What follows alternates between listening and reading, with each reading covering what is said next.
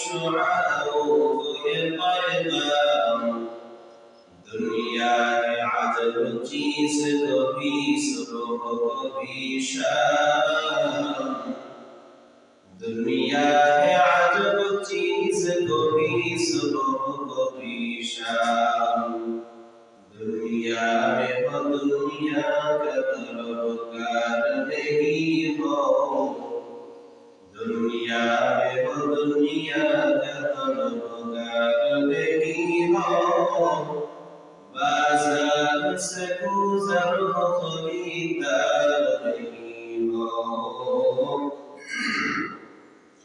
बाजार से गुजर हो खरीदार नहीं हो, उल्फत में बराबर के वफा हो के जफा हो, उल्फत में बराबर के वफा हो के जफा हो, हर चीज में लज़्ज़त है अगर दिल में मज़ा हो, हर चीज में लज़्ज़त है अगर दिल में मज़ा हो।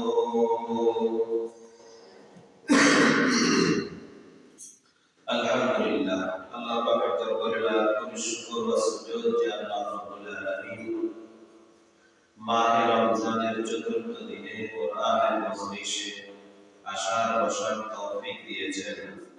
শুকরিয়া আদায় করি আলহামদুলিল্লাহ। লক্ষ কোটি দরুদ ও সালাম বিশ্ব মানবতার কান্ডারি মানবতার মুক্তির দিশারি শাফিউল মুজনিবিন রাহমাতুল লিল আলামিন নবিয়ুল আরব ওয়াল আযম হাবিবে কিবরিয়া আশরাফুল আম্বিয়া সাইয়্যিদুল আম্বিয়া সাইয়্যিদুল মাখলুকাত আফতাবুল নবুওয়াত ফখরে ওজুদাত সাইয়্যিদুল মাখলুকাত জনাবে মুহাম্মদুর রাসূলুল্লাহ সাল্লাল্লাহু আলাইহি ওয়াসাল্লামের উপর সর্বোপরি শুকর যে আল্লাহ রাব্বুল আলামিন দুনিয়ার সমস্ত ঝামেলাকে উপেক্ষা করে দুনিয়ার সকল কাজকর্ম থেকে জুদা রেখে দুনিয়াবি সমস্ত সকল থেকে ফারেক করে আল্লাহ তাআলার মুহাব্বতে নবীর ভালোবাসায় কোরআনের মজলিসে আসার বসার তৌফিক দিয়েছেন। এজন্য আরেকবার কালিমাতুশ শুকর উচ্চারণ করি আলহামদুলিল্লাহ। কোরআনের কথা আলোচনার দ্বারা, আলোচনা শোনার দ্বারা এবং আলোচনা করার দ্বারা ঈমান বৃদ্ধি পায়, ঈমান বাড়ে। আল্লাহ রাব্বুল আলামিন বলেন যে মুমিনের সামনে যখন আমার কথা আলোচনা করা হয় তখন তাদের ঈমান বেড়ে যায়। ইন্নামাল মুমিনুনা আল্লাযীনা আমানু ইন্নামাল মুমিনুনা আল্লাযীনা ইযা যুকিরাল্লাহু ওয়াজিলাত কুলুবুহুম ওয়া ইযা তুলিয়াত আলাইহিম আয়াতুহু যাদাতুহুম ঈমানা।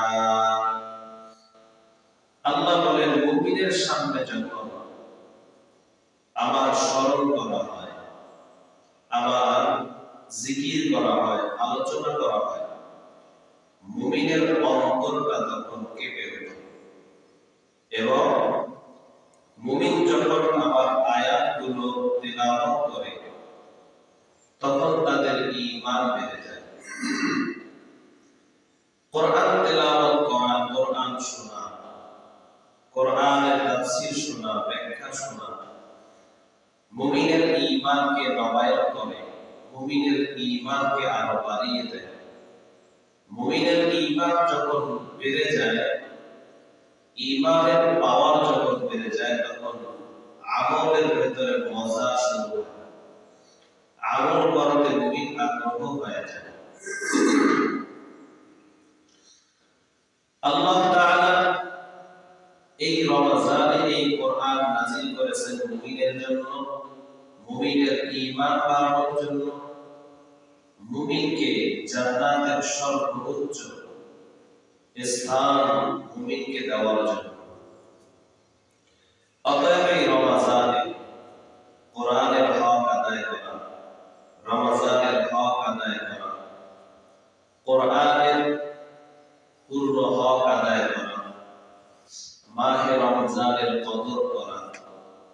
মাহে রমজানের সম্মান মর্যাদা রক্ষা করা। আল্লাহ তাআলা সবাইকে তৌফিক দান করেন, আমিন। কোরআনে হাকীমের সূরা ফুরকানের ৫৮ এবং ৫৯ নম্বর আয়াত তেলাওয়াত করেছি। আল্লাহ রাব্বুল আলামিন তার বন্ধু, তার হাবিব মুহাম্মদুর রাসূলুল্লাহ সাল্লাল্লাহু আলাইহি ওয়াসাল্লামকে বলেন, ওয়া তাওয়াক্কাল, আপনি ভরসা করেন। কারণ মানুষ যখন কোনো বিপদের সম্মুখীন হয়ে যায় তখন কোনো একটা আশ্রয়স্থল খুঁজে, ভরসার জায়গা খুঁজে। প্রত্যেকটা মানুষ একটা ভরসার জায়গা চায়, যাতে করে আমি বিপদে পড়লে সেখানে দ্বারস্থ হলে বিপদ থেকে আমি উদ্ধার হতে পারি। সকলেরই একটা ভরসার জায়গা দরকার। আল্লাহ তাআলার নবী মুহাম্মদুর রাসূলুল্লাহ সাল্লাল্লাহু আলাইহি ওয়াসাল্লাম কাফেরদের সাথে যুদ্ধ করেছেন, জিহাদ করেছেন। কাফের মুশরিকরা নবী মুহাম্মদকে নানাভাবে কষ্ট দিয়েছে, বিভিন্ন ভাবে মুহাম্মদুর রাসূলুল্লাহ সাল্লাল্লাহু আলাইহি ওয়াসাল্লামকে হেনস্থ করেছে। শুধু নবী মুহাম্মদকে নয়, বরং পূর্বে যত নবী আলাইহিস সালাম এসেছিলেন সকলকে কাফের মুশরিকদের মাধ্যমে অত্যাচারিত হতে হয়েছে। সকল নবীরাই কষ্ট করেছেন। এই কষ্ট থেকে মুক্তি কে দিবে? কে এই দুঃখ কষ্ট দূর করবে? আল্লাহ নবীকে যখন কাফেররা কষ্ট দিত, কাফেররা মুহাম্মদ সাল্লাল্লাহু আলাইহি ওয়াসাল্লামের বিরুদ্ধে ষড়যন্ত্র করত, নবী মুহাম্মদের মিশনকে থামিয়ে দেওয়ার জন্য অপচেষ্টা করত। মুহাম্মদুর রাসূলুল্লাহ সাল্লাল্লাহু আলাইহি ওয়াসাল্লামকে দুনিয়া থেকে বিদায় দেওয়ার পরিকল্পনা করত, বিভিন্ন রকম নবীকে জ্বালাতন করত। আল্লাহ তাআলা নবীকে বলেন, নবী ওয়া তাওয়াক্কাল আলাল হাইয়্যিল্লাযী লা ইয়ামুত,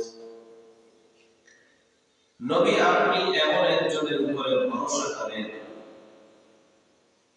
যিনি হাই, চিরঞ্জীব। আল্লাযী লা ইয়ামুত, যার কোনো লয় নাই, ক্ষয় নাই, যার কোনো মরণ নাই। ওয়াসাব্বিহ বিহামদিহি, এবং আপনি তার পবিত্রতা এবং মহিমা বর্ণনা করেন, প্রশংসা করেন, তার তাসবিহ করেন। ওয়া কাফা বিহি বিযুনুবি ইবাদিহি খাবীরা, আর এই কাফের মুশরিক বেঈমানরা যে অপকর্ম করে, গুনাহ করে, আল্লাহর জমিনে থেকে আল্লাহর বান্দারা যে কাজগুলো করে, অন্যায় করে, এই সমস্ত কাজ সম্পর্কে তিনি খুব ভালোভাবেই জানেন। আল্লাহ তাআলা খুব ভালো করেই জানেন তারা কি কি অন্যায় করে। অতএব পয়গম্বর, আপনার বিচলিত হওয়ার দরকার নাই। আপনি ভরসা করেন এমন একজনের উপরে যিনি চিরঞ্জীব এবং যার কোনো মরণ নাই। যিনি চিরঞ্জীব তিনি কে? বলেন, তিনি হলেন হাইয়ুল কাইয়্যুম, তিনি হলেন মহান স্রষ্টা, দয়াময় আল্লাহ। আল্লাহ হলেন চিরঞ্জীব, তার কোনো মরণ নাই, আল্লাহর কোনো লয় নাই, আল্লাহর কোনো ক্ষয় নাই। আল্লাহ চিরঞ্জীব, চিরজীবী, চিরঞ্জীব আল্লাহ। অতএব তার উপরেই আপনি ভরসা করেন, তার উপরেই আপনি ভরসা করেন। দুনিয়ার মানুষের উপরে, দুনিয়ার আসবাবের উপরে ভরসা করে কোনো লাভ নাই। দুনিয়ার যার উপরে আপনি ভরসা করবেন সবাই তো দুর্বল, সবাই তো একে অন্যের মুনাফিক কি?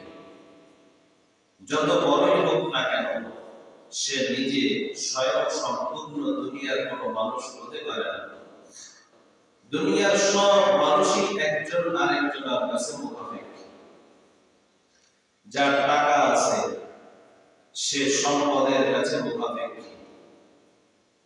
টাকা আছে ঘরে খাবার নাই, একজন জেলে মাছ কলার কাছে সে মুনাফিক। জায়গা জমি অনেক আছে, এখন সে তার কর্মচারীর কাছে মুনাফিক।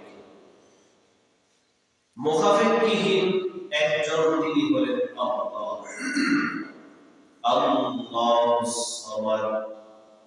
আল্লাহ বেনিয়াজ বেপরোয়া, কারো কাছে তিনি মুনাফিক কি নয়, নিজেই স্বয়ং সম্পূর্ণ।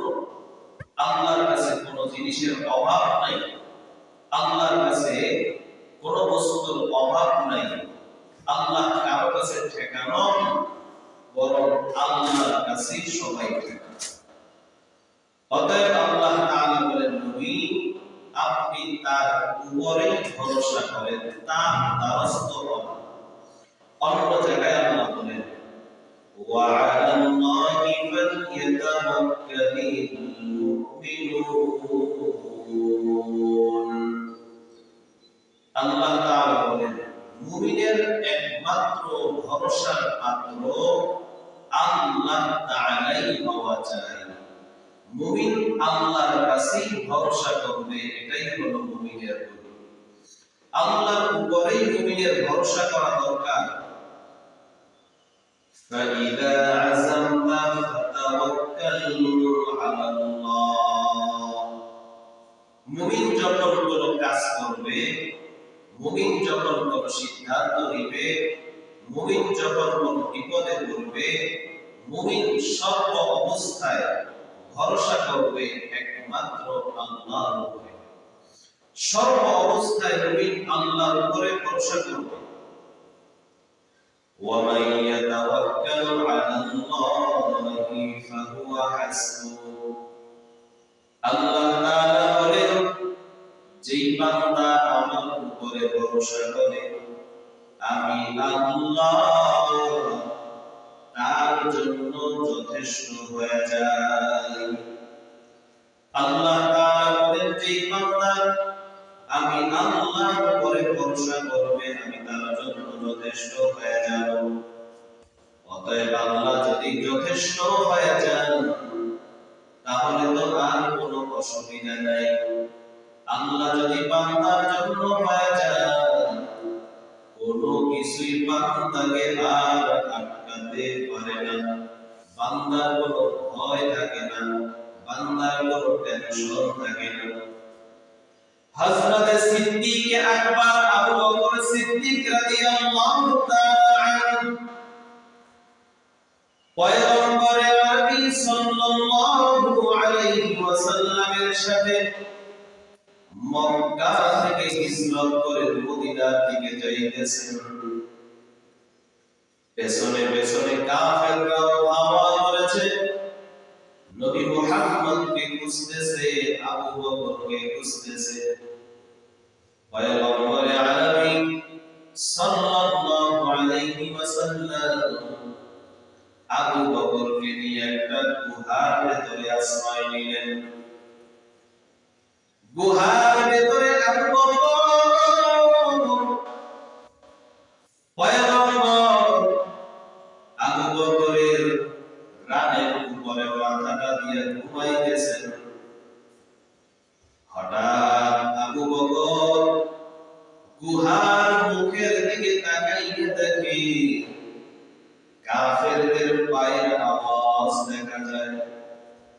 গুহার মুখের চতুর্পার্শ্ব দিয়া কাফের মুশরিকরা পায়চারি করে হাঁটতেছে, নবী মুহাম্মদকে খুঁজতেছে। হযরতে আবু বকর ভয় পেয়ে গেলেন। এখনই যদি তারা নিচের দিকে তাকায় তো গুহার ভেতরে আবু বকরকে নবীকে দেখে ফেলবেন। আবু বকর ভিতরে ভয়, পয়গম্বরকে ডাক দিয়া বলে, পয়গম্বর ওই যে দেখেন আমাদের গুহার মুখের চতুর্পার্শ্ব পাশে কাফের মুশরিকরা বলতেছে, একটু যদি ভেতর দিকে তাকায় নজরে পড়ে গেলে তো বিপদ হয়ে যাবে। আবু বকরকে পয়গম্বর সান্ত্বনা দিয়ে বলতেছেন, লা তাহজান ইন্নাল্লাহা মা'ানা। আবু বকর তুমি চিন্তা করিও না, ভয় পেও না, আল্লাহর উপরে ভরসা করো, আল্লাহ আমাদের সাথে আছেন। এরে আবু বকর তুমি মনে করিও না এই গুহার ভেতরে শুধু তুমি আর আমি না, এই গুহার ভেতরে আরেকজন আছেন, তিনি আমার আল্লাহ। ওয়া মান ইয়াতাওয়াক্কাল আলাল্লাহি ফাহুয়া হাসবুহ। আর যে বান্দা আল্লাহর উপরে ভরসা করবে আল্লাহ তার জন্য যথেষ্ট হয়ে যাবে। আবু বকর চিন্তা করিও না, আল্লাহ আমাদের সাথে আছেন, আল্লাহর উপরে ভরসা করো।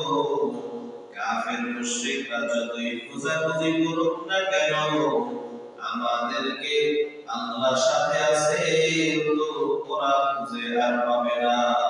সুবহানাল্লাহ। ভরসা করো আল্লাহর উপরে। পয়গম্বরের সাহাবা ওমর ফারুক রাদিয়াল্লাহু তাআলা আনহু বলেন, পয়গম্বর আরবি সাল্লাল্লাহু আলাইহি ওয়াসাল্লাম বলেন, এ দুনিয়ার মানুষ, একটা পাখি যেমন আল্লাহর উপরে ভরসা করে, একটা পাখি যেমন আল্লাহর উপরে ভরসা করে, তোমরাও যদি ওই রকম আল্লাহর উপরে ভরসা করতা, পাখিকে আল্লাহ যেমন ভাবে রিজিক দেয় তোমাদেরকেও আল্লাহ ওইভাবে রিজিক দান করতেন। অপয়গম্বর পাখি কেমন করে আল্লাহর কাছে রিজিক চায়, আল্লাহর উপরে ভরসা করে। আল্লাহ নবী বলেন, একটা পাখিকে দেখবা সকাল বেলা যখন তার ঘর থেকে বের হয়, এই পাখিটা পেটে ক্ষুধা নিয়ে বের হয়, খাবার বিহীন বের হয়ে যায়। পাখির তো আর কোনো গন্তব্য নাই যে ওখানে গেলে খানা পাবে। পাখি তো আর সে তো আর কোনো দিক নির্দেশনা ঠিক করে বের হয় না। পাখিটা সকালবেলা আল্লাহর নামে তার ঘর থেকে বের হয়ে যায় রিজিক তালাশের জন্য।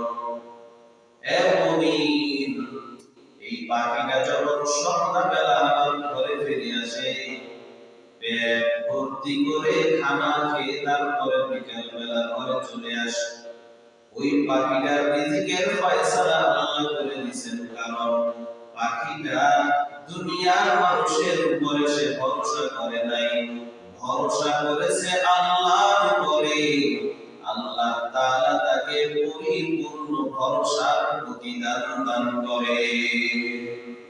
এজন্য নবী বলেন, ওই পাখিটা যেমন আল্লাহর উপরে ভরসা করে তুমিও আল্লাহর উপরে ভরসা করো, তাহলে পাখিটাকে যেমন আল্লাহ পরিপূর্ণ রিজিক দেয় তোমাকেও আল্লাহ তাআলা পরিপূর্ণ রিজিক দান করবে।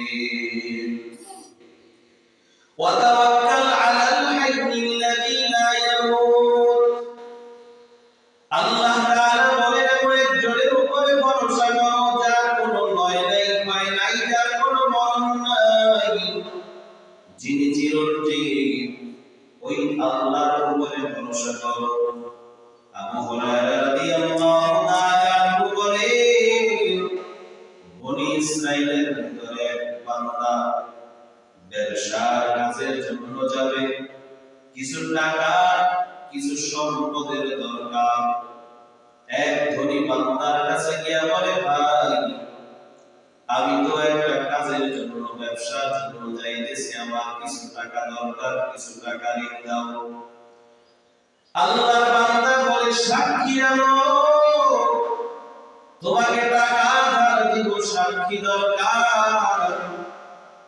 আল্লাহর বান্দা বলে, ভাই আমি সাক্ষী কই ভাই, এই মুহূর্তে আমি সাক্ষী জোগাড় করতে পারবো না, তবে আমার সাক্ষী আল্লাহ সুবহানাহু।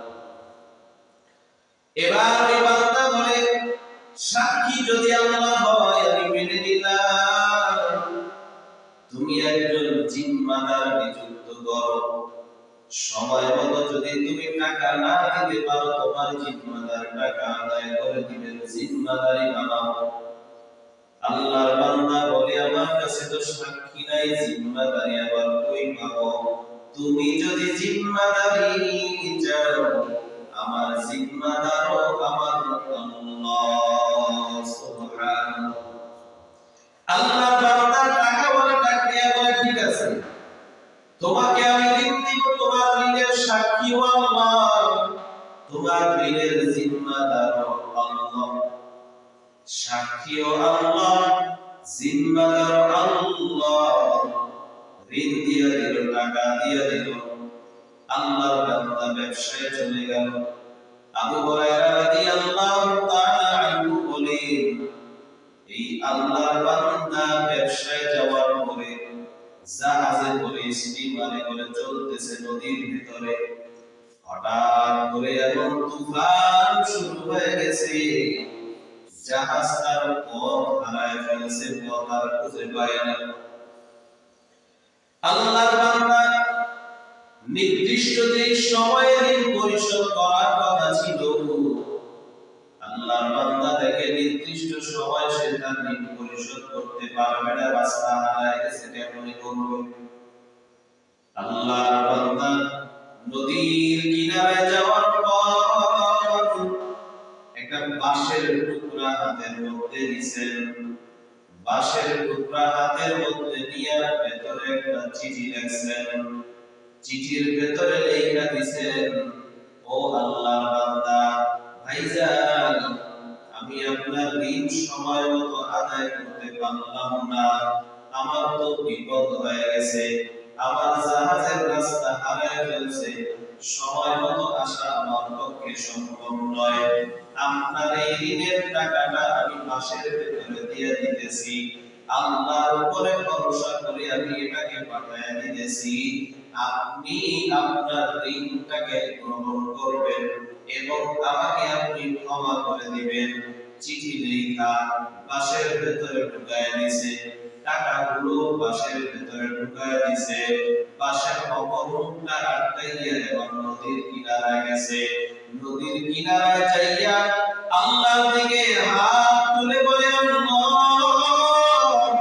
তোমার বান্দার থেকে আমি ঋণ নিয়েছিলাম, সাক্ষীও তোমাকে বানিয়েছিলাম, আবার এই ঋণ পরিশোধের জিম্মাদারিও তোমাকে বানাইছিলাম, আয় আল্লাহ আমি অপারগ হয়ে গেছি, আমি সময় মতো তো আমি তার কাছে পৌঁছাইতে পারবো না, আয় আল্লাহ আমি তোমার উপরে ভরসা করলাম আর আমি আমার চেষ্টা করলাম, পাশের টুকরাটাকে নদীর পানির ভেতরে ফালায় বলে, আল্লাহ তুমি এই পাশের টুকরা সহ আমার ঋণ পরিশোধের টাকাটাকে ঋণ গ্রহীতার কাছে তুমি পৌঁছায় দাও। সুবহানাল্লাহ। আবু হুরায়রা রাদিয়াল্লাহু তাআলা আনহু বলেন, আল্লাহর বান্দা পাশের টুকরাটাকে নদীর ভিতরে ছেড়ে দিল আর আল্লাহর উপরে ভরসা করে বলে, আল্লাহ আমার বিশ্বাস, আমার ভরসা, আমার এই সম্পদকে তুমি আমার পাওনাদারের কাছে যথাসময়ে পৌঁছায় দিবা। ওদিক থেকে পাওনাদার সময় মতো যে তারিখে তার টাকা দেওয়ার কথা, সময় মতো নদীর কিনারায় ঘাটে গিয়ে দাঁড়ায় রয়েছেন, যে আল্লাহর বান্দা আসবে, ঋণ আদায় করবে, নদীর ঘাটে যখন দাঁড়ায় রয়েছেন, তাকায় দেখে দূর থেকে একটা স্টিমার আসতেছে, জাহাজ আসতেছে। আল্লাহর বান্দা মনে মনে ভাবতেছে, এই জাহাজে করে আমার ঋণ যাকে দিয়েছিলাম ওই বান্দা আসতেছে, কিন্তু জাহাজ দূরের থেকে বড় দেখাবে, কাছে আসবে তো আস্তে আস্তে আরো বড় হবে। আল্লাহর বান্দা বলেন, জাহাজ যত কাছে আসতেছে তত ছোট দেখা যাইতেছে। দূরে তো ছোট দেখা যাবে, কাছে আসবে বড় হবে। কিন্তু আল্লাহর বান্দা বলেন যে যত কাছে আসে দেখি আস্তে আস্তে ছোট হবে। আল্লাহর বান্দা বলে, আমি দাঁড়ায় রইলাম, আস্তে আস্তে ছোট হতে হতে একটা পর্যায়ে দেখলাম এটা একটা জাহাজ নয়, ছোট একটা বাঁশের টুকরা। কৌতূহল করে বাঁশের টুকরাটাকে হাতে নিলাম, মুখের ভেতরে আটকানো, আমি আটকানো বাঁধটাকে খুললাম। খোলার পরে আমি ভেতরে তাকায় দেখলাম আমার ভাইয়ের ওই চিঠিটাকে পড়লাম। টাকাগুলো ঘুরে ঘুরে আমি আমার হাতের মধ্যে নিলাম, চোখের পানি ছেড়ে ছেড়ে কান্না করলাম। আল্লাহ তাআলা কত দয়াময়, আল্লাহ তাআলা কত প্রেমময়। আল্লাহ তাআলা বান্দা যদি আল্লাহর উপরে ভরসা করতে পারে, আল্লাহ তাআলা অসাধ্য কাজকেও সাধ্যের ভেতরে এনে দেন। যেই কাজ পূরণ হওয়ার কোনো কথাই না, একটা মাছ নদীর ভেতরে ছেড়ে দিলে সে কিভাবে তার গন্তব্যে যাবে? কিন্তু আল্লাহর উপরে ভরসার বিনিময়ে, আল্লাহর উপরে পূর্ণ ইয়াকিন ও আস্থার কারণে আল্লাহ তাআলা অসাধ্য কাজকেও সাধ্যের ভেতরে এনে দিয়েছেন। সুবহানাল্লাহ। এই জন্য আল্লাহ বলেন, যে অসাধ্যকে সাধ্য বানাইতে পারে, যিনি চিরঞ্জীব, যিনি হাই, যিনি কাইয়্যুম, তার কাছে ভরসা করো, তার উপরে ভরসা করো। তিনি একমাত্র পারেন তোমাকে কঠিন বিপদ থেকে বাঁচায়া তোমাকে সুস্থ জীবন দিতে। তার উপরে ভরসা করো। পয়গম্বর ইব্রাহিম আলাইহিস সালাম নমরুদের সাথে দ্বন্দ্ব। ইব্রাহিম আলাইহিস সালামকে নমরুদ আগুনে ফেলায়া দিবে, এমনি ফেলাইতে পারে না, তো চোর তার ভেতরে উঠাইছে। ইব্রাহিম আলাইহিস সালাম আগুনের ভেতরে পড়ে যাবে। ফেরেশতারা এসে বলে, ও পয়গম্বর, আপনি যদি অনুমতি দেন নমরুদের আগুনকে আমি নিভাইয়া দেব। কে তুমি? বলে, আমি মিকাইল ফেরেশতা। কেমনে নিভাইবা? বলে, আমি এখন বৃষ্টি বর্ষণ করে দিব, বৃষ্টির পানিতে আগুন নিভে যাবে। এই মিকাইল, এই ক্ষমতা তুমি কই পাইছো? বলে, আল্লাহ আমাকে ক্ষমতা দিয়েছেন। ইব্রাহিম ডাক দিয়া বলে, এই মিকাইল, যে আল্লাহ তোমাকে বৃষ্টি দেওয়ার ক্ষমতা দিয়েছেন, বলো ওই আল্লাহ কি দেখতেছেন না যে তার বন্ধু আগুনে পড়বে?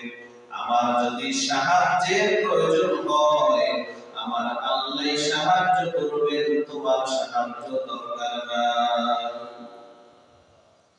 ফেরেশতা একজন এসে বলে, এই ইব্রাহিম, অর্ডার দাও, অনুমতি দাও, আমি বাতাস দিয়া আগুনকে সরায় নিয়ে যাব।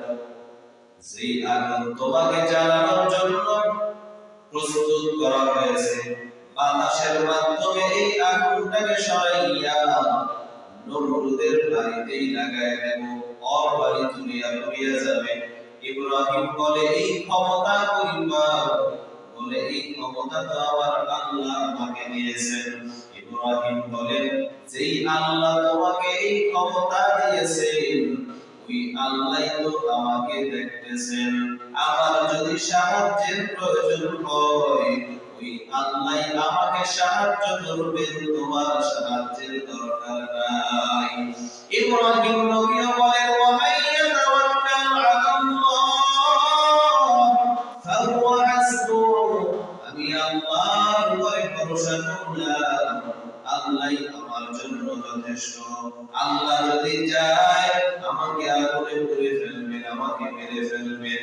আল্লাহ যদি চায় আমাকে বাঁচিয়ে রাখবেন।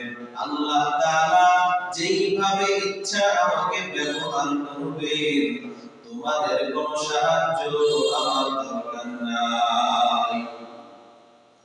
এত দেরি আগুনের ভেতরে ইব্রাহিম আলাইহিস সালামকে যখন ফেলে দিলেন, আল্লাহ যথেষ্ট হয়ে গেছেন। আল্লাহ জানায় দিলেন, কুলনা ইয়া নারু কুনি বারদান ওয়া সালামান আলা ইব্রাহিম আগে তুফে ফেশরা ইজহারে কর বাহুনি লশনারে রাকুন জারে কর। আল্লাহ তাআলার উপরে যখন ইব্রাহিম পূর্ণ ভরসা করেছে, আল্লাহ তাআলা নমরুদের আগুনকে ইব্রাহিমের জন্য ফুলের বাগান বানায় দিয়েছেন। সুবহানাল্লাহ। শুধু ইব্রাহিম কেন, ইব্রাহিমের সঙ্গী হয়ে যখন নমরুদের কন্যা, তিনি যখন বাহির থেকে দেখতেছিল ইব্রাহিম আগুনের ভেতরে খুব আলিশান চেয়ারের ভেতরে বসা আছে, আরামে আয়েশে আছে, নমরুদের মেয়ে বাড়ি থেকে ডাক দিয়া বলে, ইব্রাহিম এত শান্তি কেমনে পাইলা? আগুনে পড়লে তো মানুষ পুড়ে যাওয়ার কথা, এতক্ষণে তো তোমার হাড্ডি পর্যন্ত পুড়ে যাওয়ার কথা ছিল, যেইতে যে আগুন, তুমি কেমনে সুস্থ রইলা? বলে, আমার সুস্থ থাকার পেছনে কারণ আমার আল্লাহ আমাকে সুস্থ রেখেছেন। আমি আমার আল্লাহর উপরে ভরসা করেছি, আমার আল্লাহ আমার জন্য যথেষ্ট হয়ে গেছে। নমরুদের ওই মেয়েটা ডাক দিয়ে বলে, তুমি যেই আল্লাহর উপরে ভরসা করেছো, ওই আল্লাহর উপরে যদি আমিও ভরসা করি, বলো তোমার এই আগুন আমার জন্য ফুলের বাগান হবে কিনা? ইব্রাহিম ডাক দিয়া বলে, হ্যাঁ হবে। তুমি কালেমা পড়ে দাও, কালেমা পড়ে বিসমিল্লাহ করে তুমি আগুনে চলে আসো। মুফাসসিরিনে কেরামগণ বলে, ইতিহাস সাক্ষ্য দেয় ইব্রাহিম নবীর সঙ্গে নমরুদের একটা কন্যা আগুনের ভেতরে সুখে শান্তিতে 40 দিন ছিল। সুবহানাল্লাহ। ভরসা করছে আল্লাহ, আল্লাহই যথেষ্ট হয়ে গেছে। আগুন থেকে বের হয়ে ইব্রাহিম পয়গম্বর আপন বিবি সারাকে নিয়ে যখন হিজরত করে যায়, প্রতিমধ্যে জালিম বাদশা কে দিল, হাজেরাকে আলাদা রুমে নিয়ে গেল, ইব্রাহিমকে আলাদা রুমে নিয়ে গেল। বাদশা যখন সারার দিকে কুদৃষ্টি দিল, বাদশার চোখ অবশ হয়ে গেল, হাত বাড়াইলো, হাতও অবশ হয়ে গেছে, পা বাড়াইছে, পাও অবশ হয়ে গেছে, এক পর্যায়ে বেহুশ হয়ে মাটিতে পড়ে গেছে। ইব্রাহিম নবী টেনশন, বাহিরের রূপ থেকে কিচ্ছু দেখা যায় না। ইব্রাহিম পয়গম্বর আল্লাহকে ডাক দিয়া বলেন, আল্লাহ আমার বিবি জালিমের কামরায় কি ঘটনা হয় কিছুই তো জানি না, আল্লাহ তুমি আমার জন্য আমার বিবির জন্য যথেষ্ট হয়ে যাও। আল্লাহ তাআলা জানায় দেয়, ও পয়গম্বর আপনার চিন্তার দরকার নাই, আপনি এখানে থাকেন, জালিমের কামরার ভেতরে কি হয় আমি আল্লাহ স্পষ্ট ভাবে সরাসরি আপনাকে দেখায় দিতেছি। সুবহানাল্লাহ। ইব্রাহিম নবী ভিন্ন রূপে বৈশা সরাসরি দেখতেছেন যে জালিম তাকায় তো চোখ অবশ হয়ে যায়, হাত বাড়াতে চায় হাত অবশ, পা দিয়ে সামনে আগাতে চায় পা অবশ, এক পর্যায়ে বেহুশ হয়ে মাটিতে পড়ে যায়। একবার নয়, দুইবার নয়, তিনবার। এরপরে জালিম বাদশা বলে যে তুমি আসলে কি, তোমার দিকে আগাইতে পারি না, কি জাদু জানো, কি মন্ত্র জানো? সারা ডাক দিয়ে বলে, এ জালিম বাদশা, আমার কাছে কোনো মন্ত্র নাই, শুধু এতটুকুই মন্ত্র, আমার স্বামী একজন আল্লাহর নবী, তিনার ভরসার জায়গা একমাত্র আল্লাহ, তার ভরসার জায়গা আল্লাহ। তিনি আল্লাহর উপরে ভরসা করে আমাকে ছেড়ে দিয়েছেন। আল্লাহ যখন আমার জিম্মাদার হয়ে গেছে, দুনিয়ার তুমি কেন তোমার যে বড়রাই আমার ক্ষতি করতে পারবে? কেউ কোনো ক্ষতি করতে পারবে না। যখন ভরসা হবে আল্লাহর উপরে, বান্দার সমস্ত জিম্মাদারি আল্লাহ নিয়ে নেয়, তখন এই বান্দাকে কেউ কোনো ক্ষতি করতে পারে না। আল্লাহ বলেন, فَإِذَا عَزَمْتَ فَتَوَكَّلْ عَلَى اللَّهِ, তুমি যখন কোনো কাজ করবা আমার উপরে ভরসা করো। কাজ যতই কঠিন হোক না কেন, আমি আল্লাহ এটাকে সহজ করে দেব। সুবহানাল্লাহ। পয়গম্বর ইব্রাহিম আলাইহিস সালাম আল্লাহর উপরে ভরসা করে হাজেরা এবং ইসমাঈল আলাইহিস সালামকে, শিশু সন্তানকে যখন ওই মরুভূমির ভেতরে রেখে আসছিলেন, ভরসা করেছিলেন আল্লাহর উপরে। আল্লাহর উপরে ভরসা করে ইব্রাহিম পয়গম্বর দোয়া করেছিলেন, আল্লাহ এমন একটা জায়গায় তোমার উপরে ভরসা করে রেখে গেলাম, যেই জায়গায় কোনো মানুষ নাই, পানির কোনো ব্যবস্থা নাই, খাবার দাবারের কোনো ব্যবস্থা নাই। আল্লাহ তাআলা বলেন, ইব্রাহিম আমার উপরে ভরসা করার কারণে আমি আল্লাহ এমন পানির ব্যবস্থা করলাম, সেই পানি কিয়ামত পর্যন্ত শেষ হবে না। জমজম কূপের পানি আল্লাহ নবীর কাছে জিজ্ঞাসা করা হয়েছিল, সাহাবায়ে কেরাম বলে, পয়গম্বর এই জমজম কূপের পানি, এই কূপের তলা নিচটা কোথায়, কোত্থেকে পানি আসে? আল্লাহ নবী বলেন, এর তলা, এর নিচ হলো হাউজে কাউসারের সাথে। সুবহানাল্লাহ। এজন্য যত পানি ওখান থেকে উঠানো হয়, পানি একটু কমেও না, বাড়েও না। আল্লাহ তাআলা বলেন, ইব্রাহিমের তাওয়াক্কুল, ইব্রাহিমের আমি আল্লাহর উপরে ভরসার ফলাফল এমন পানি দিয়েছি, গোটা দুনিয়ার মানুষ যদি এই পানি নিয়ে ব্যবহার করে, এরপরেও এই পানি আর শেষ হবে না। 2 নাম্বার, ইব্রাহিম নবী দোয়া করেছিল জনগণের জন্য, জনবসতির জন্য, মানুষের জন্য।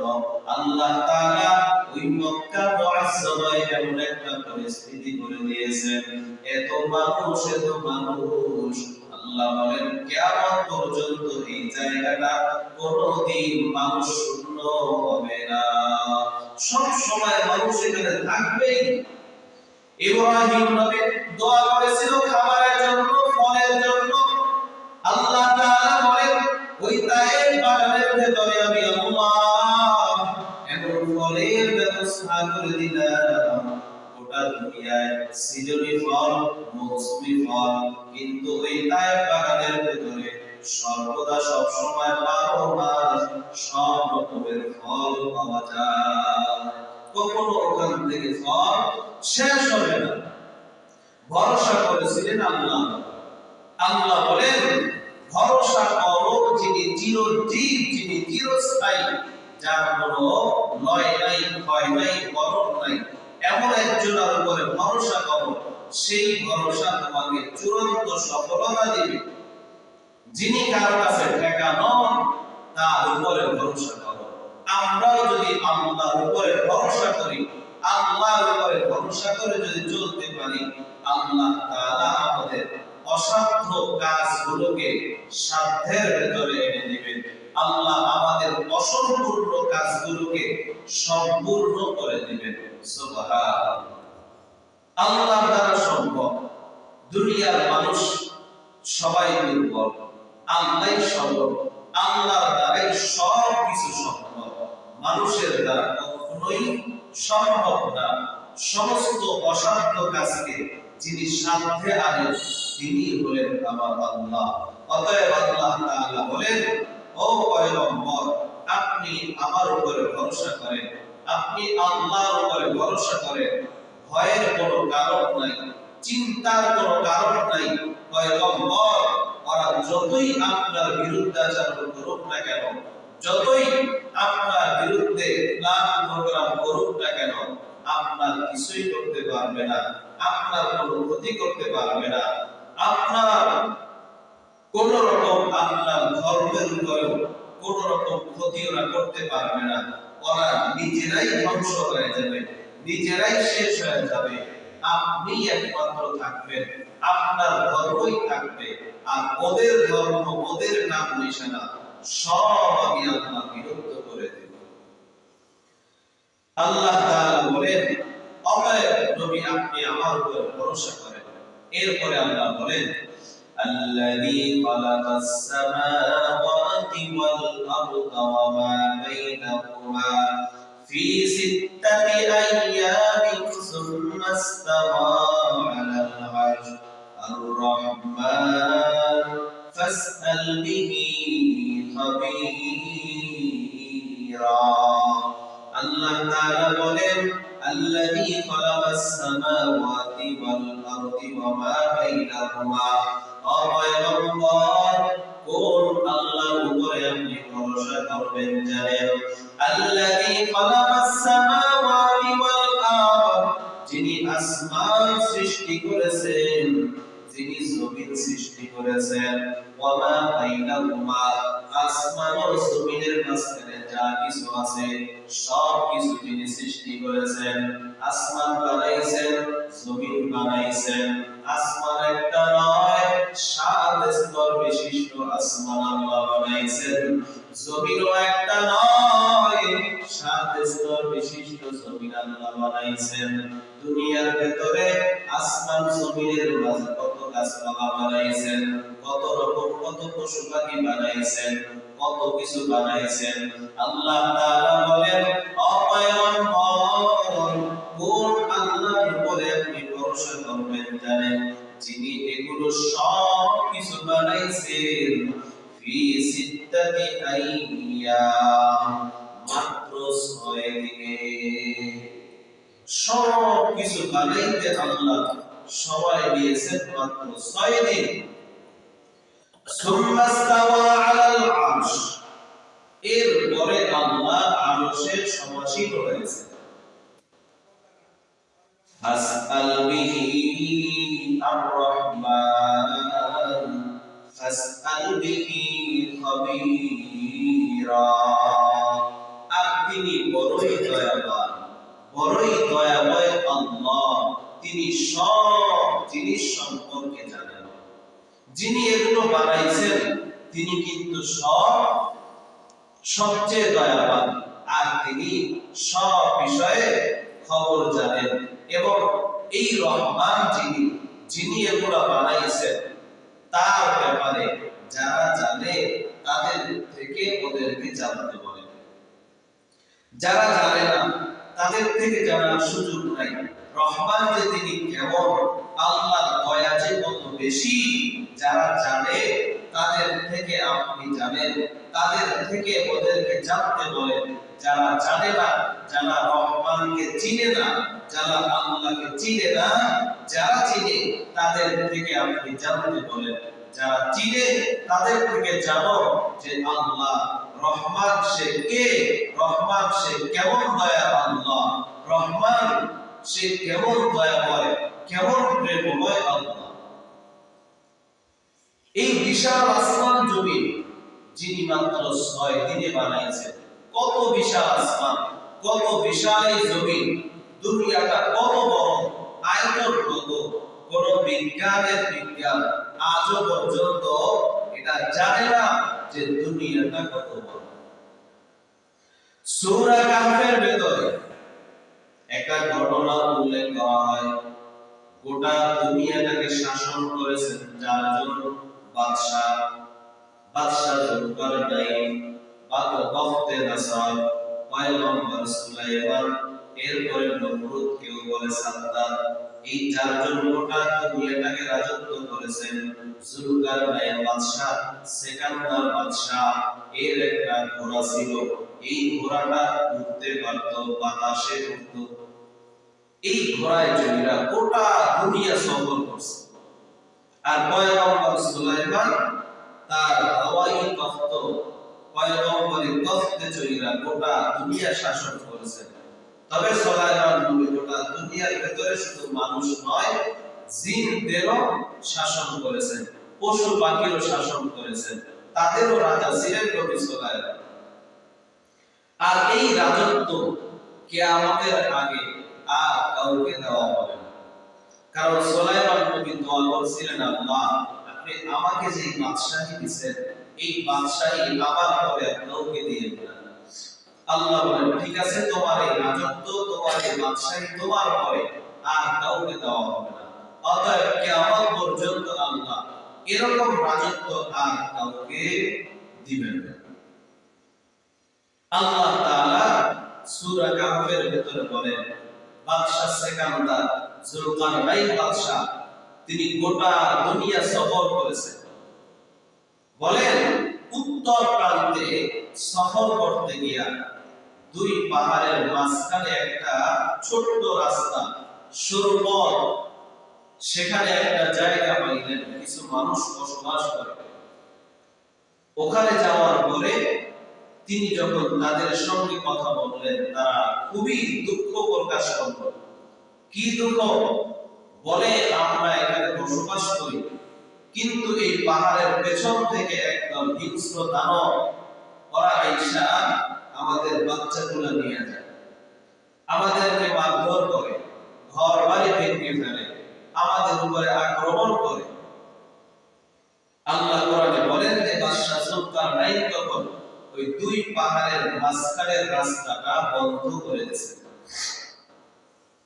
লোহার মোটা পাত সীসা গলায়া এরপরে মাঝখানের রাস্তাটা বন্ধ করে দিয়েছে, যাতে করে ওই পাশের প্রাণীগুলো এই পাশে আসতে না পারে।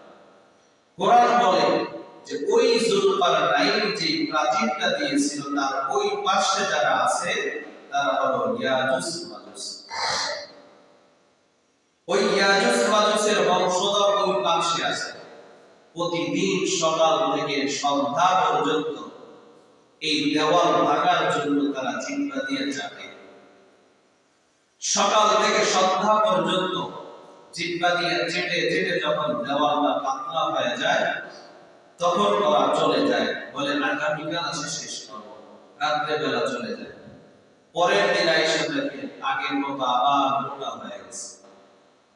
নবী বলেন, যখন ওদের এই দুনিয়ায় জমিনে আসার সময় হবে, তখন বিদায়ের বেলা বলবে, ইনশাআল্লাহ আগামীকাল এসে শেষ করব। নবী বলেন, ইনশাআল্লাহর বরকতে পরের দিন আইসা দেখবে যে না, দেওয়াল আর মোটা হয় নাই, আগের মতোই পাতলা রয়ে গেছে। মুহূর্তের ভেতরে দেওয়াল ভেঙে ওরা এই পাশে আসবে, সমুদ্রের পানিতে একটা চুমুক দিবে, টোটাল সমুদ্রের পানি ওরা গিলে খেয়ে ফেলবে। এরা হলো ইয়াজুজ মাজুজ। এরা গোটা দুনিয়ার ভেতরে অল্প সময় বসবাস করবে, অল্প সময়ের ভেতরে গোটা দুনিয়াটাকে তছনছ করে ফেলবে, গোটা দুনিয়াটাকে ওরা সফর করবে অল্প সময়ের ভেতরে, এরপরে ওরা মারা যাবে। তো ওই ইয়াজুজ মাজুজের যে দেওয়াল, আজও পর্যন্ত কোনো বিজ্ঞানী সেই দেওয়াল খুঁজে পায় নাই। ওই দেওয়ালের ওই পাশে ইয়াজুজ মাজুজ যারা গোটা সমুদ্রের পানিগুলো পান করে নেবে, এরা কত বড় বড় বিশাল এক একটা দানব, তাদের জায়গা কত, এদের বংশ কত, ওই পাশে আরো কত জায়গা পড়ে আছে, এর খবর আজও পর্যন্ত কারো কাছে নাই। তো ওই স্থানটাও তো দুনিয়ার একটা অংশ, পৃথিবীর অংশ। তো এত বিশাল বড় পৃথিবী, এত বিশাল বড় দুনিয়া, জমিন থেকে আসমান পর্যন্ত 500 বছরের দূরত্ব, আসমানটা মোটা আবার 500 বছরের দূরত্ব, দুই আসমানের মধ্যবর্তী জায়গা আবার 500 বছরের দূরত্ব। এই 500 বছর, কোন 500 বছর? বলে দুনিয়াতে যত দ্রুতগামী বাহন আবিষ্কার হবে, ওই বাহনের 500 বছরের দূরত্ব অথবা এর থেকেও আরো বেশি। কারণ প্রথম আসমানে যেই তারকা আছে, এমন এমন তারকা আছে যেই তারকার আলো আজও পর্যন্ত দুনিয়াতে আসে নাই। বিজ্ঞান বলে ওই তারকার আলো আর আলোর গতি হলো 1,86,000 মাইল প্রতি সেকেন্ডে। তো দুনিয়া সৃষ্টির পর থেকে আজ পর্যন্ত ওই আলো সে সামনের দিকে আগায় গেছে প্রতি সেকেন্ডে 1,86,000 মাইল করে, আজও পর্যন্ত জমিনে আসে নাই। তাহলে সেই তারকা কোথায়, আসমান কোথায়? সুবহানাল্লাহ। আল্লাহ তাআলা বলেন, এই বিশাল আসমান, এই বিশাল সূর্য, এই বিশাল চন্দ্র, এই বিশাল তারকা, বিজ্ঞান বলে এক একটা তারকার ভেতরে এক একটা গর্ত আছে, হাজার লক্ষ গর্ত আছে। এক একটা গর্তের ভেতরে এমন বড় সূর্য, হাজার সূর্য যদি একটা গর্তে দেওয়া হয়, গর্ত ভরাট হবে না। অথচ বিজ্ঞান বলে জমিন থেকে, দুনিয়া থেকে সূর্যটা হলো 13 লক্ষ মাইল বড়, 13 লক্ষ গুণ বড়, 9 কোটি 30 লক্ষ মাইল দূরে বড় সূর্য।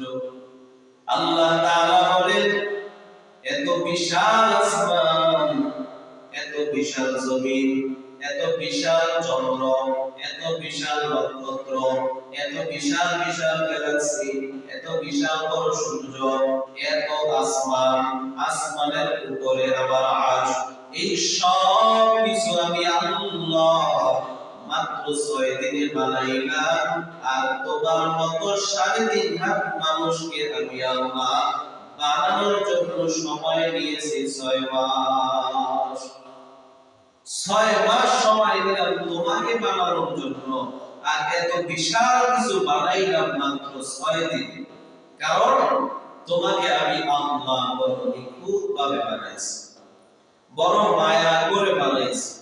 পছন্দের জিনিসটা, মহব্বতের জিনিসটা একটু সময় নিয়েই বানাই, একটু সময় নিয়েই বানাই। আল্লাহ বলেন, আমি তোমাকে বড় মহব্বত করি, ভালোবাসি, এজন্য তোমাকে বানাইলাম 6 মাস সময় নিয়ে। আর এত বিশাল কিছু বানাইলাম আমি আল্লাহ মাত্র 6 দিনে। বান্দা, আমি আল্লাহ যে কত দয়ার আল্লাহ, আমি আল্লাহ যে কত মহব্বতের আল্লাহ, তোমাকে যে আমি আল্লাহ কত ভালোবাসি, কত মহব্বত করি, এই ভালোবাসা যারা জানে তাদের থেকে তুমি জানো। যারা জানে আমি আল্লাহ সম্পর্কে, যে আমি আল্লাহ কত দয়া, কত মায়া আমার আল্লাহ।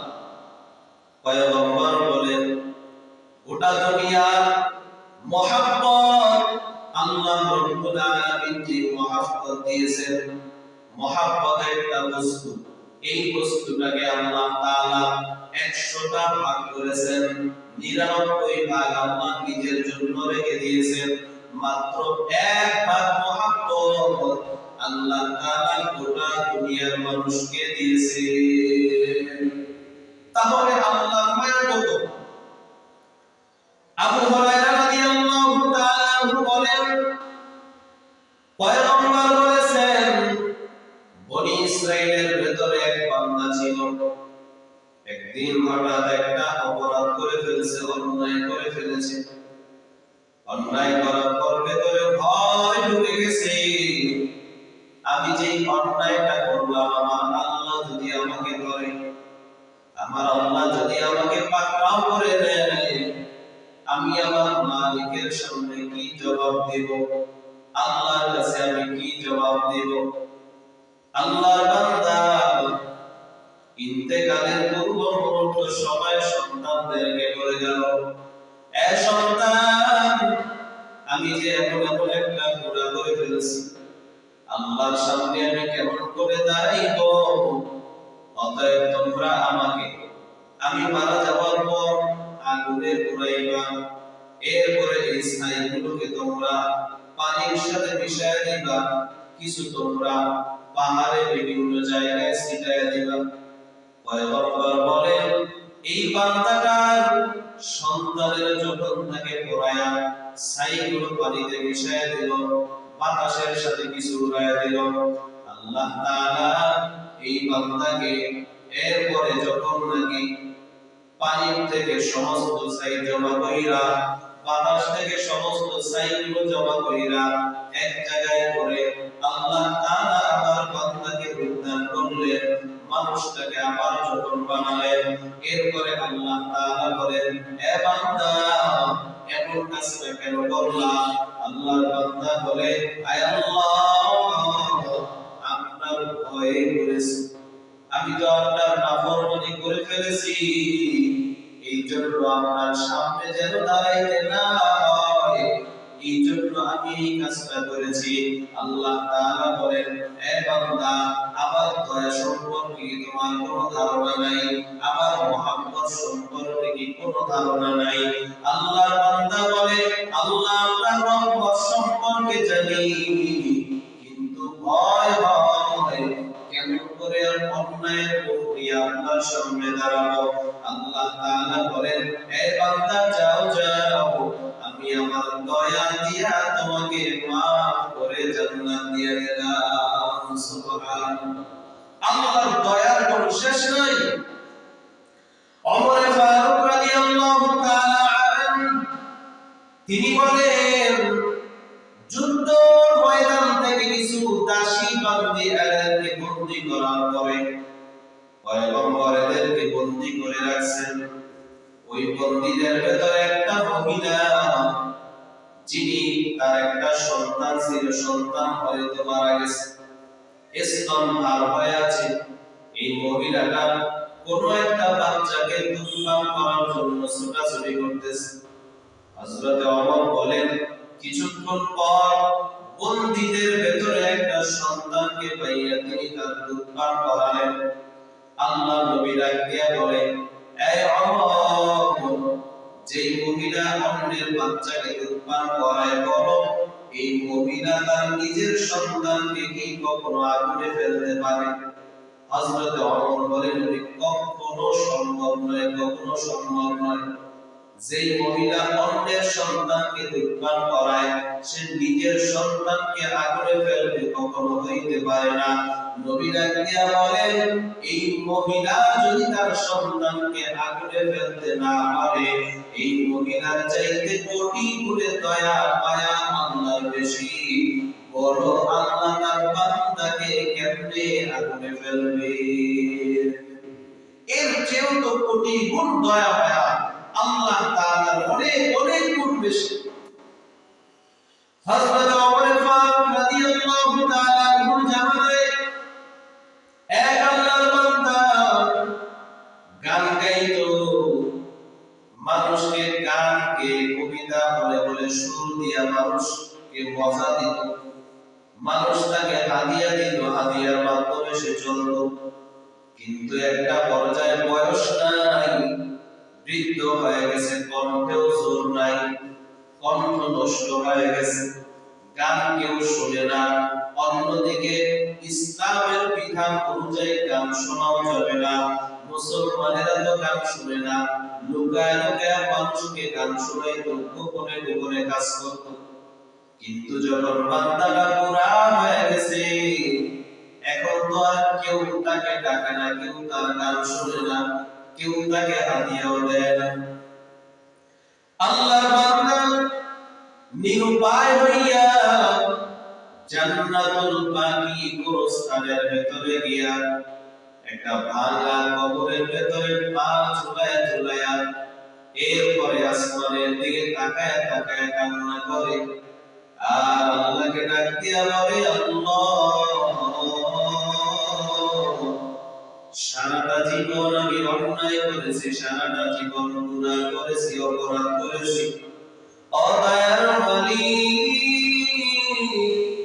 যতদিন আমার কণ্ঠ ছিল, যতদিন আমার বয়স ছিল, মানুষকে এই কণ্ঠ দিয়া গান শোনাইতাম, তোমার বিরুদ্ধাচরণ করতাম। আয় আল্লাহ, কখনো তোমার কদমে সিজদা দেই নাই, কিন্তু আজকে বয়সের কারণে মানুষ আমাকে আর হাদিয়া দেয় না, আমার কণ্ঠ নাই, এই জন্য মানুষ আমার গানও শুনে না, ইনকামের কোনো রাস্তাও আমার নাই, সব রাস্তা বন্ধ। আল্লাহ, তুমি আমাকে একটা ব্যবস্থা করে দাও। আল্লাহর বান্দা যখন আসমানের দিকে তাকায় তাকায় মালিকের কাছে কান্না করতেছিল।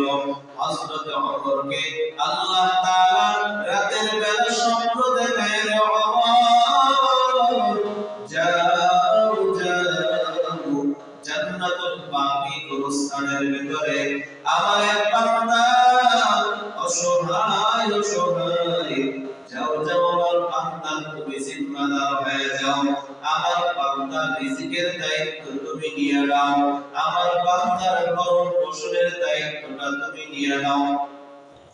হযরত ওমর ঘুম থেকে সজাগ হয়ে সোজা জান্নাতুল বাকিতে রওনা। জান্নাতুল বাকি গোরস্থানে যাওয়ার পর এই গান গায়ক যখন নাকি ওমরকে দেখছেন, গান গানে বলা ওমরকে দেখে দৌড়েছে ভয়ের কারণে। ওমর আসছে হয়তো মারবে, ওমরকে দেখে দৌড়ায়। ওমর ডাক দিয়া বলে, ভাই দৌড়াইও না, আমি তোমাকে কিছু বলবো না, আমি আসছি তোমার খাবারের ব্যবস্থা করার জন্য, তোমার রিজিকের দায়িত্ব নেওয়ার জন্য। আল্লাহর বান্দা বলে, আমার মতো একটা গুনাহগারের জন্য আপনি কেন রিজিকের জিম্মা নেবেন?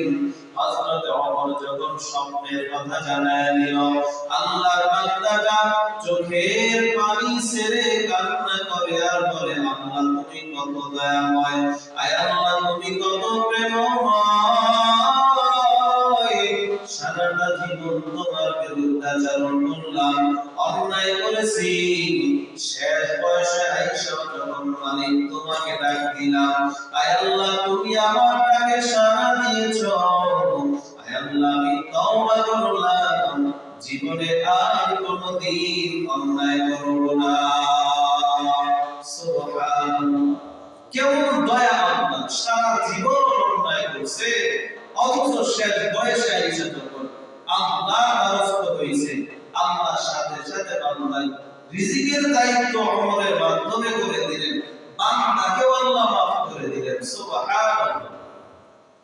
পয়গম্বর আরবি বলেন, এক আল্লাহর বান্দা সারাদিন মূর্তিকে সামনে নিয়ে সালাম সালাম বলে ডাকে, হে প্রভু হে আমার প্রভু বলে ডাকে, ইয়া সালাম বলে বলে ডাকে। সালামে তো একদিন আর ডাকে সাড়া দেয় না, কিন্তু আল্লাহর বান্দার একদিন জবান থেকে ভুলে বের হয়ে গেছে ইয়া সামাদ। সামাদ আল্লাহ তাআলার একটি গুরুবাচক নাম। আল্লাহর বান্দা যখন সামাদ শব্দ বের হয়ে গেছে, গায়বী আওয়াজ শুনে লাব্বাইকা ইয়া আব্দি, বান্দা আমাকে কেন ডাকো? আল্লাহর বান্দা বলে, কে আপনি? আমি এত বছর পর্যন্ত সালাম সালাম বলে ডাকলাম, ওই সালাম তো আমার ডাকে সাড়া দিল না, আর আজকে সালাম বলার কারণে আপনি আমার ডাকে সাড়া দিলেন। আল্লাহ তাআলা গায়বী আওয়াজ দিয়ে জানায় দেয়, আনা রব্বু, আমি তোমার রব। আল্লাহর বান্দা মূর্তিকে ফালাইয়া সিজদায় পড়ে কান্না করে আর বলে, আল্লাহ এত বছর পর্যন্ত সারাটা জীবন পর্যন্ত সালামকে সালাম বলে ডাকলাম, সালাম আমার ডাকে সাড়া দেয় নাই, আর একটা বান্দার নাম ভুলে যাওয়ার কারণে আপনি তাকে সাড়া দিতে দেরি করেন নাই। আল্লাহ আপনার যে দয়াময় প্রেমময় আর কেউ হতে পারে না। সুবহানাল্লাহ।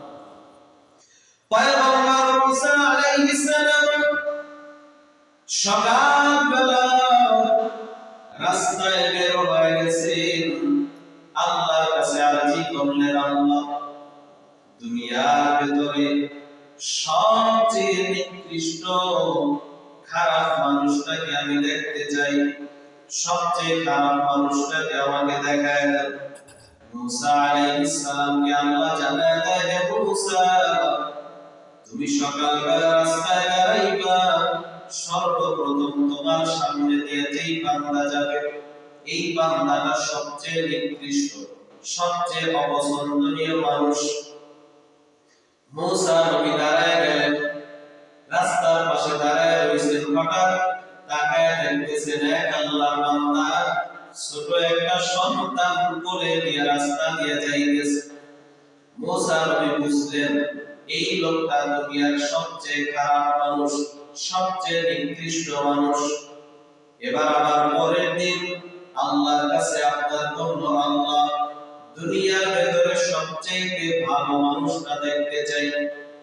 আল্লাহ তাআলা জানায় দিয়েছেন, এ মুসা, আজকে সন্ধ্যাবেলায় তুমি দাঁড়াইবা, যেই লোকটা তোমার কাছ থেকে সর্বপ্রথম যাবে এই লোকটা দুনিয়ার শ্রেষ্ঠ মানুষ, সবচেয়ে ভালো মানুষ। মুসা আলাইহিস সালাম দাঁড়ায় রইছেন। হঠাৎ করে তাকায় দেখলেন যে যেই লোকটাকে সকালবেলা দেখছিলাম সেই লোকটাই সন্তান তুলে নিয়ে আবার আসতেছে।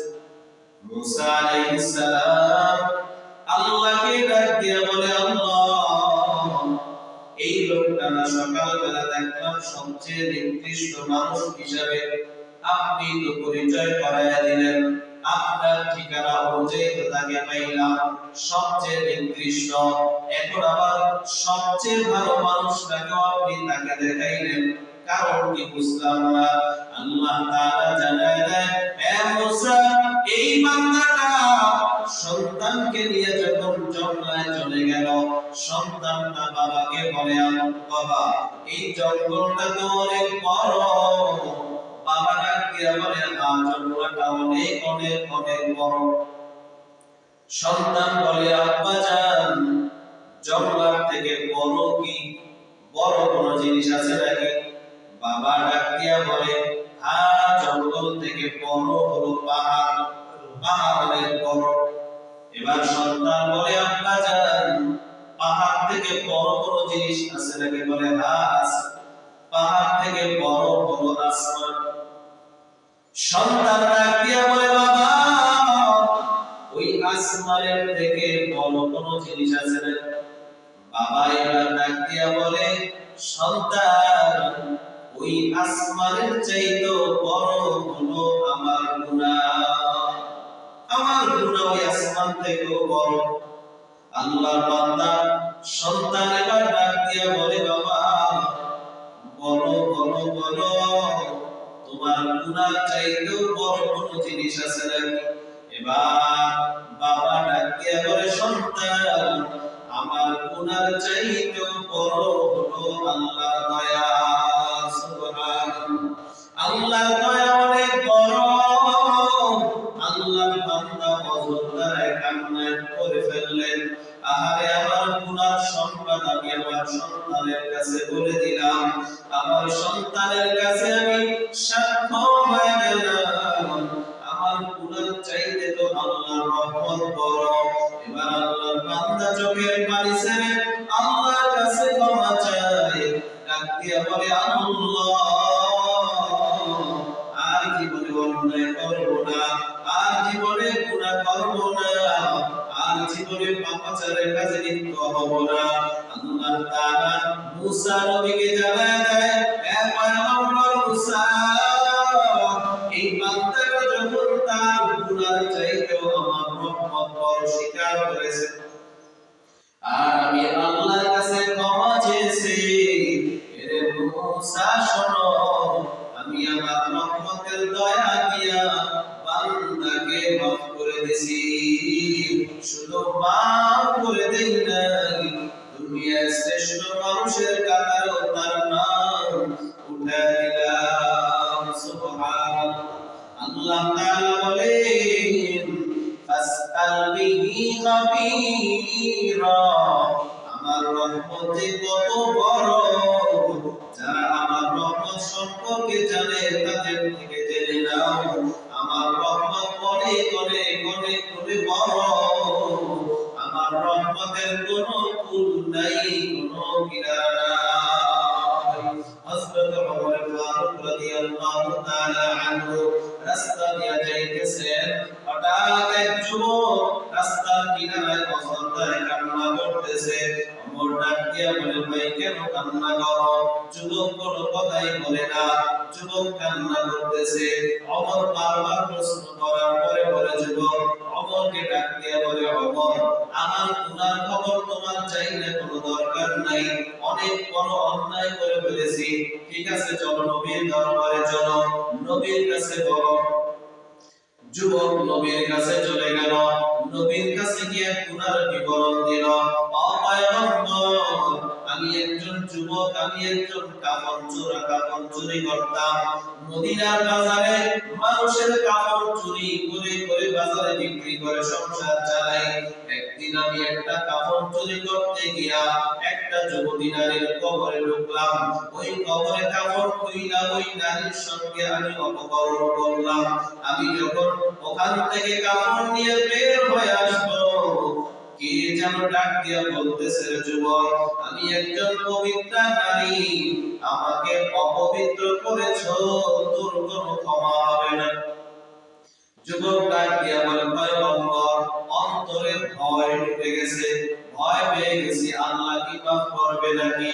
পয়গম্বর ডাক দিয়া বলে, তোমার মতো অন্যায়কারী, তোমার মতো অপরাধীর ক্ষমা নাই। যুবককে তাড়ায় দিল, যুবক বের হয়ে গেল। যুবক এবার পাহাড়ের চূড়ায় উঠা পায়ের বৃদ্ধা আঙ্গুলের উপরে ভর কইরা আসমানের দিকে তাকায় তাকায় কান্না করে আর বলে, আল্লাহ, আমি এখন কই যাই? রাহমাতুল লিল আলামিন আমাকে তাড়ায় দিয়েছেন, আমার তো যাইবার আর কোনো জায়গা নাই। আয় আল্লাহ, আমি যতদূর পর্যন্ত ওঠা আমি উঠলাম, পাহাড়ের চূড়ায় উঠে গেলাম। আল্লাহ, আমি উপরের দিকে আসার চেষ্টা করতেছি, পায়ের বৃদ্ধা আঙ্গুলের উপরে ভর দিলাম। ও আল্লাহ, আমি জানি আমার মতো গুনাহগার নাই, আমার মতো অপরাধী আর কেউ নাই। আয় আল্লাহ, তবে আমি এটাও জানি আপনার মতো দয়ালু আর কেউ নাই, আপনার মতো রহমান আর কেউ নাই, আপনার মতো ক্ষমাশীল আর কেউ নাই, আপনার মতো দয়াবান আর কেউ নাই। আয় আল্লাহ, আপনি যদি আমাকে মাফ করে দেন, আপনার তো কোনো ক্ষতি হবে না। আয় আল্লাহ, আপনি যদি আমাকে জাহান্নামে ফালাইয়া দেন, আপনার তো কোনো লাভ হবে না। আয় আল্লাহ, আপনি আমাকে মাফ করিয়া দেন। যদি আমাকে মাফ করেন, তাহলে নবীর কাছে সংবাদ জানাইয়া দেন। আর যদি আমাকে মাফ না করেন, আল্লাহ, আপনি আমাকে আযাব দিয়ে ধ্বংস করে দেন। আমি এই পাপিষ্ঠ চেহারা দুনিয়ার কাউকে দেখাতে চাই না। আল্লাহ তাআলা জিবরাইলকে পাঠিয়ে দিলেন। নবীর কাছে জিবরাইল আয়েশা বলে, পয়গম্বর, এই দুনিয়ার মাখলুকগুলোকে বানাইছেন? বলে, আল্লাহ বানাইছেন। মাখলুককে রিজিক কে দেয়? বলে, রিজিক তো আল্লাহ দেয়। জিবরাইল ডাক দিয়া বলে, পয়গম্বর, সব মাখলুক যেহেতু আল্লাহ বানাইছেন, রিজিক যেহেতু আল্লাহ দেন, ও পয়গম্বর বলেন, মাখলুককে ক্ষমা কে করে? বলে, আল্লাহ করে। ও পয়গম্বর,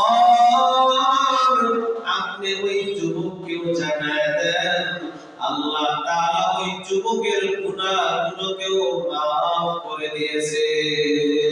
সুবহানাল্লাহ। আল্লাহ এত দয়াবান, এত দয়াবান আল্লাহ। বান্দা 70 বছর, 80 বছর, 100 বছর গুনাহ করার পরেও যদি বান্দা মৃত্যুর আগে আগে যদি কালেমাটা পড়ে নেয়, আল্লাহকে আল্লাহ বলে স্বীকার করে নেয়, আল্লাহ তাআলা বলেন, আমি আল্লাহ বান্দার জীবনের সব গুনাহগুলোকে রহমানের দয়া দিয়া মাফ করে দেই। আল্লাহ তাআলা বলেন, ও পয়গম্বর, আমি আল্লাহ রহমান, আমি আল্লাহ রহিম, আমি আল্লাহ সত্তার, গোটা দুনিয়াটা সাজাইলাম আমি আল্লাহ। অতএব পয়গম্বর, আপনি সহ আপনার উম্মতকে জানিয়ে দেন, তারা যেন দুনিয়ার কোনো কিছুর উপরে ভরসা না করে, ভরসা করবে একমাত্র দয়াময় আল্লাহর উপরে।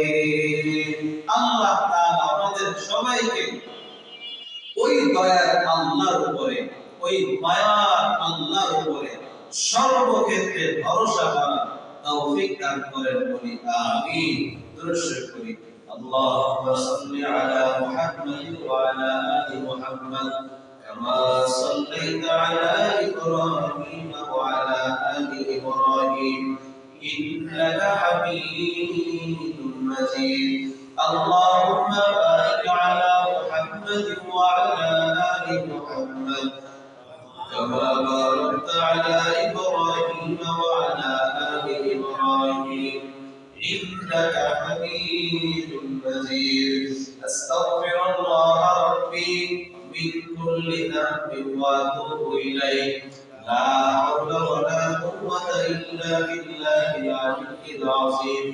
أستغفر الله الذي لا إله إلا هو الحي القيوم وأتوب إليه.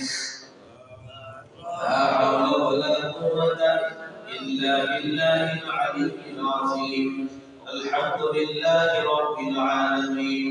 الصلاة والسلام على سيد الأنبياء والمرسلين وعلى آله وأصحابه أجمعين. ربنا ظلمنا أنفسنا وإن لم تغفر لنا وترحمنا لنكونن من الخاسرين. ربنا آتنا في الدنيا حسنة وفي الآخرة حسنة وقنا عذاب